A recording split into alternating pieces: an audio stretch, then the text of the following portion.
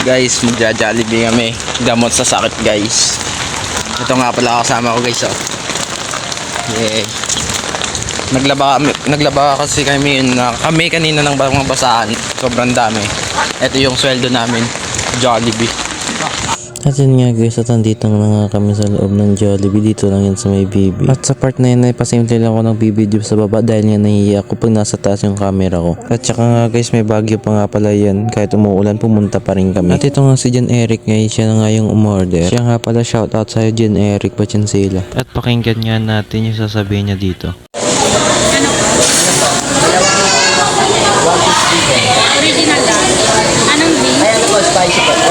At yun nga yung pinagsasabi niya. At pagkatapos niyang umorder, agad na nga kami dito na po nga para nga pahintayin na lang yung order namin kasi nga naka-take out kami. At nung nakuha na nga namin yung order namin, agad na nga kami umalis nga pa kasi bibili pa kami ng mga groceries sa palengke. Dahil inutusan din kami bumili ng mga groceries sa palengke dahil nga ititinda rin. At hanggang dito na lang muna mga guys.